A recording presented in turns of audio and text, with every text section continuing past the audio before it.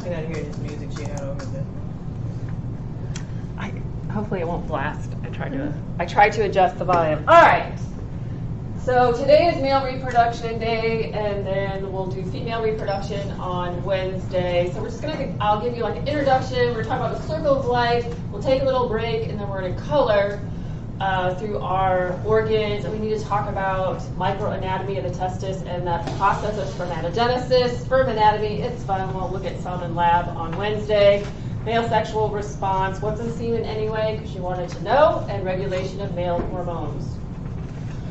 Before we kind of launch into this unit, this can be a sensitive unit for some people. I do recognize that people are assigned a sex at birth, and that may not match their gender identity.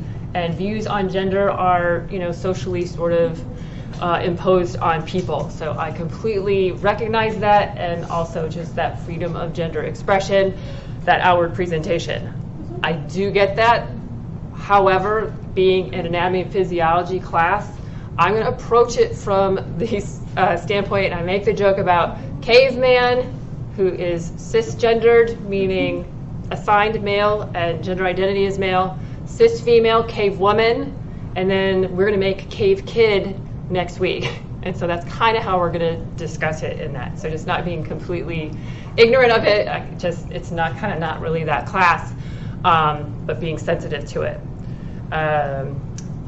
Also, biologically, so I taught biology for a long time, and survival of the fittest is the one that leaves the most offspring. And the point of sex biologically, of course, is to make offspring and perpetuate the species, but we know that sex is for more than that, okay, for enjoyment and social bonding. And so your patients, if they have a medical condition that does not allow them to participate in sex or enjoy sex, they will come see you and they will want help in that, because that's just part of the human experience. It is also part of some animals' experience too, so just we are sort of shed light, but like bluebirds, birds usually mate when the female has ovulated, and then when she has eggs, then she cannot reproduce after that, so she will not be ovulating then. And normally, most birds, then there's no more coitus or sex. However, the female bluebird, what happens, she lays her eggs, the male sits on the eggs, and the female bluebird goes off and has sex with the ones that didn't get a girl. Yeah. I like bluebirds. You like bluebirds? Yeah, it's kind of nice. And then, of course, there's bonobo monkeys. They have recreational sex. And then dolphins do it for social bonding as well. So, but we're pretty much caveman meets cave woman. We're going to have cave kid. And then we'll talk about how to not have cave kid. And what can go wrong with cave kid. We've got some things to talk about. Some things are the same between the two sexes, is that both exhibit what's called latent development, meaning we have to wait. We have to go through puberty to be reproductively functioning. So in females, they're putting the ages 11 to 13. Clearly, people can go through puberty before that, and after that, it's just the textbook age range, and then 14 to 16 in males. Both male and female have to make the gametes or the sex cells, and they do that in the primary sex organs, which are called the gonads, even if it's a female. So testes are the primary sex organs of gonads in males. Ovaries are the primary sex organs in females. That production of the gametes or sex cells is called spermatogenesis in males, and it's called oogenesis. Some people say oogenesis. It just sounds like a mistake, and I'm an oogenesis kind of person. If you want to go oogenesis, go right ahead. They both have to produce sex hormones. Males, that term for the male sex hormones are androgens. The one that has the most effect by far is going to be testosterone. Females make estrogens. There's 3 different flavors of that, but we're just going to go estrogens. Varieties, minor modifications, estrogens. I'm just going to talk about them like that. And then progesterone. Sex hormones play a role in both genders or sexes as far as development and function of the reproductive organs, genitals, also sexual drives and behaviors, and growth and development of many other organs and tissues throughout the body. Male's role in reproduction, which is what we're talking about today, is to make, care for, and deliver sperm. Female's role in reproduction is a little bit more. She also makes the egg, has to provide a site to receive the sperm, site for sterilization, implantation, and development to term, and then facilitating parturition, labor, and delivery. And then, like I said, we're going caveman, cavewoman, no formulas around, so providing nourishment for young via the mammary glands. I will cover mammary glands once we have Cave Kid, once we go through development, because it kind of goes together. So whatever it is, I don't know what textbook you're in. Sometimes they put under reproduction, sometimes it's in development. I'll talk about it in development. Just to understand the DNA of it all of the DNA of an organism is called the genome. This picture is called the karyotype, and it's showing a human genome. And the chromosomes, notice they're lined up in pairs, and pair number 1 is the largest and has the most genetic information, is carrying the most genes. And humans have 23 pairs of chromosomes. For your chromosomes, you got one of those chromosomes from each pair from your mother and one chromosome of each pair from the father. The first 22 pairs are called autosomes, and they have the genetic information to make just general body structures, so non-sexually determined body structures. And then the last pair, the 23rd pair, those are the sex chromosomes. This is a karyotype of a male because there's an X and a Y chromosome. If this were a female, there would be 2 X chromosomes. So for each of the pairs, like I said, one came from the father, one came from the mother, and all of the body cells have the pairs. And so if there's pairs, chromosomes are in pairs, so 2 copies of each chromosome means 2 copies of each gene. That means those cells are diploid. To go through reproduction, when we make the sex cells, the gametes, the egg and sperm, we have to cut that number in half, because we're going to get 23 chromosomes from the mom, 23 from dad, to make that first cell of human life to make 46. So all sex cells are haploid. So haploid, think of one of each pair of socks. Those chromosome pairs are called homologous chromosomes. So homo means the same. So they carry the same genes, but you didn't carry the same version of that gene. Like your parents are not identical. So like just think of hair color. Your parents may have different hair colors.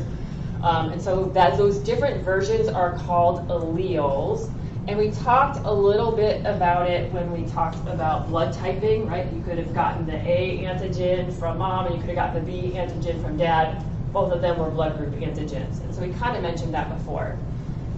When we see them condensed and in X's, that means that cell is about to divide. So in order for a cell to do that, they have to copy their DNA. So that's part of that process of copying DNA during the synthesis phase of interphase. If you guys kind of remember your mitosis, so before that you have to copy the DNA. And so when it's an exact copy, those are the sister chromatids.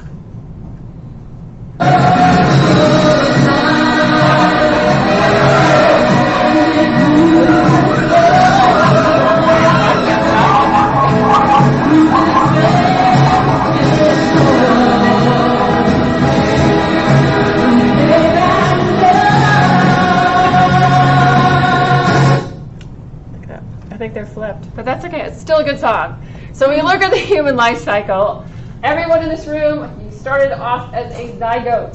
So a zygote is a diploid cell, meaning it had 23 pairs, so 46 chromosomes.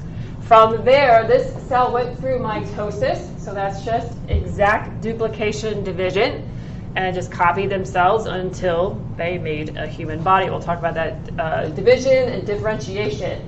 So they go through mitosis, so prophase, metaphase, anaphase, telophase, cytokinesis. We'll look at in a second. I'll refresh your memory on that.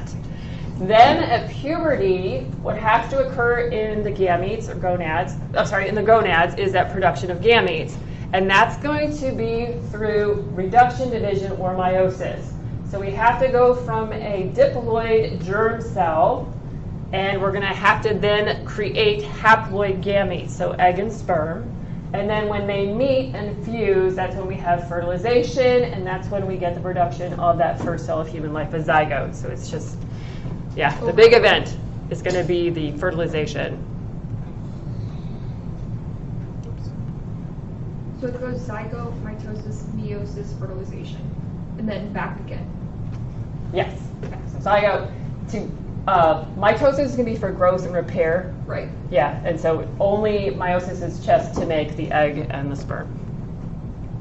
And just kind of looking at how meiosis goes.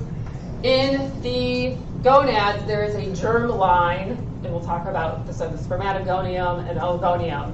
And they constantly, they'll divide, and so they have to copy their DNA, and then in order to get haploid gametes, there has to be 2 rounds of division.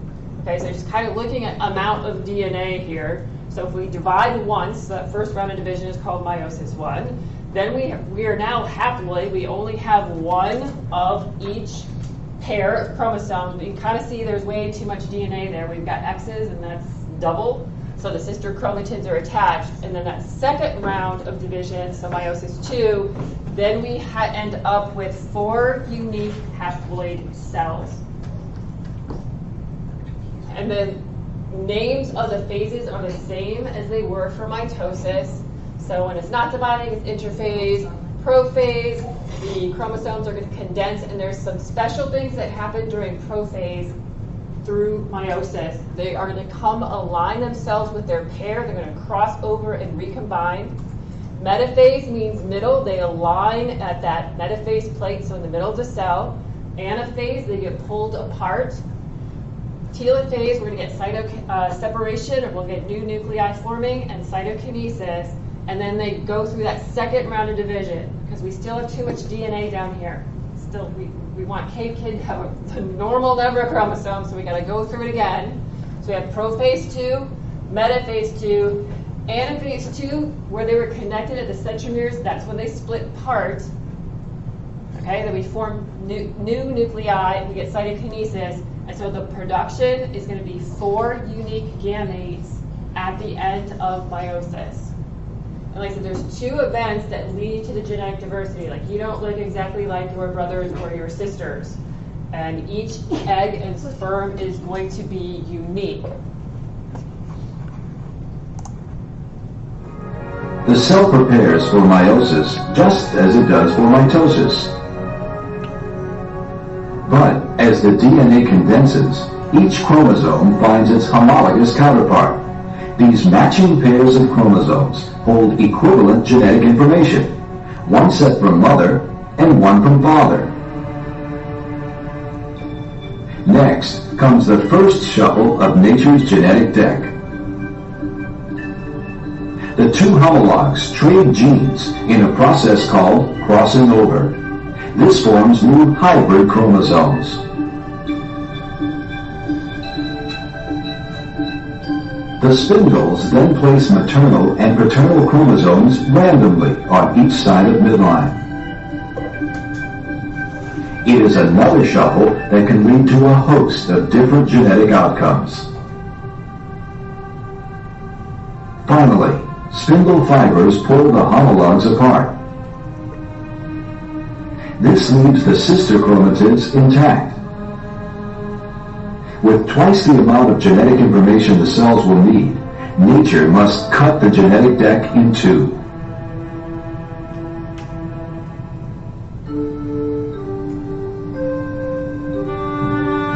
The second division produces 4 unique sets of chromosomes.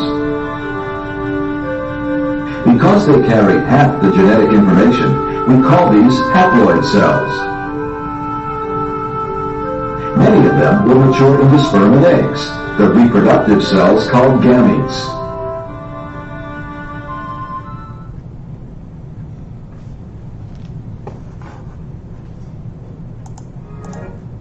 Okay, so the 2 things that occur during prophase 1 that lead to the wealth of genetic diversity that we have in our species, one is crossing over. So the matching pairs, so like the 2 chromosome 1s, they get together, 2 chromosomes 2 get together.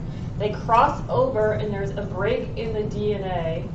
And so crossing over and recombination. So those are unique sister chromatids. And then when they line up at the metaphase plate, there's no one directing traffic in the cell going, okay, all you chromosomes that are predominantly coming from the dad over here from the mom. So how they orient themselves, there's a wealth of combinations. so 2 to the n, so we've got 23 pairs. And so that's called independent assortment of traits. And so that's why you don't inherit, things don't have to go together, I guess is what I'm saying. And so that's how we can get to that genetic diversity in our species. So just kind of, yeah, so 2 to the n, so 2 to the 23 is a really big number you put in your calculator. So it's just, that's just the random orientation and at that metaphase plate. So what we end up with, though, is 4 unique gametes, or the possibility of 4 unique gametes at the end. Sometimes this process doesn't go right, and you get what's called a non-disjunction. So when they're supposed to be pulled apart during anaphase, they stay stuck together. And so you're going to end up with either a trisomy, so too many chromosomes, like Down syndrome is a trisomy, or you could have too few chromosomes, so monosomy. There's not a lot of monosomies except when it comes to the sex chromosomes. You can kind of see if it doesn't separate either during anaphase 1 or anaphase 2 that you can end up with an abnormal chromosome number. So in males, this process of meiosis is called spermatogenesis. It begins at puberty and then continues throughout the course of a man's life. We just said 300 million made per day in a healthy adult.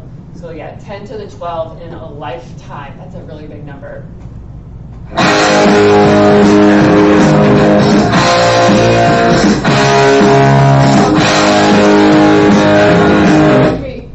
Sorry, that was seriously loud. Oh my gosh. The song was Boys Are Back in Town, but I don't even know the song that was. I was so scared. it's old. I know, I'm really sorry about that. I really am. Yeah, it's Boys Are Back in Town. That's fine. All right, so we're going to go through the structures of the male reproductive system. I'll give you guys a little break and we're going to color, but just kind of first off, let's get some division. So the primary sex organs are going to be the testes. They're suspended outside of the body in a sac called the scrotum. They are attached to the male body. This whole circle right here, all of those structures are called the spermatic cord. So it's connected tissue. We're going to have our ductwork, our ductus deferens, veins, arteries, lymphs, nerves, both parasympathetic and sympathetic nerves. Everything is going to be bundled up together in that spermatic cord. Secondary sex organs are going to be the structures that are necessary for carrying and transporting and delivering sperm. So we have the sperm transporting ducts, we have some accessory glands we're going to learn about, and then the copulatory organ is the penis and the scrotum. That word copulatory, I realize, maybe not a word that you've used before. Copulation is a word for sex. Coitus, I don't know if you guys watch Big Bang. Anyway, if you're not on his show, he always calls it coitus or something else. There's lots of names for that act of sex, so intercourse, so copulation, so the organ used for that.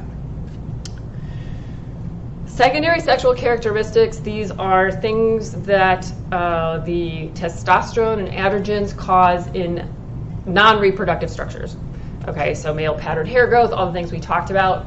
Males typically have more active cutaneous glands, so sweat glands and oil glands, deeper pitch to voice, so the effect of widening of the larynx and increased muscle strength because testosterone is an anabolic hormone. So those. Why does it go 3, 1, 2, 3, 4? Oh, the things we're going to talk about. We're talking about the third thing we're talking about, secondary sexual characteristics. We're talking about now, and this is what I mean. So those 4 things. I get it now. In the notes, it makes sense. All right. It's a little more. Yes, we have to be 18 to watch this. It's not that graphic, but okay. A little introduction. The primary role of the male reproductive system is to produce and deliver sperm to fertilize an egg in the female. These sperm are produced outside of the body cavity by the testicles, which are located in the scrotum. The scrotum protects and supports the male reproductive organs that are located outside of the body cavity. These include the testicles, epididymis, and vas deferens. The testicles produce about 300 million sperm each day. However, this is possible only if the temperature of the testicle is 93.2 degrees Fahrenheit. The scrotum maintains this temperature by adjusting how closely it holds the testicles to the body. The interior of each testicle consists of multiple lobules containing 2 or 3 seminiferous tubules. It is within these tubules that sperm formation begins. The sperm moves out of the tubules, into the epididymis, and then into the vas deferens. The vas deferens carry the sperm upward into the body cavity. After the sperm leaves the vas deferens through the ejaculatory ducts, they pass the openings of the seminal vesicles. The seminal vesicles, which are located near the base of the ejaculatory ducts, secrete a thick yellow substance to nourish the sperm. This secretion forms 60% of the volume of the semen. Semen is the sperm-containing fluid that is ejaculated at the climax of male sexual excitement. From here, the semen travels into the 8-inch long urethra, which transports both urine and semen, but not at the same time. At first, the urethra is surrounded by the prostate gland, and then it is surrounded and protected externally by the penis that is relaxed except during sexual excitement. During sexual excitement, the penis stiffens and enlarges so it can deliver the sperm into the female vagina. During the expelling of the semen, which is known as ejaculation, the prostate gland secretes a thick alkaline fluid that increases the ability of the sperm to move in the semen. Located just below the prostate gland are the bulbourethral glands.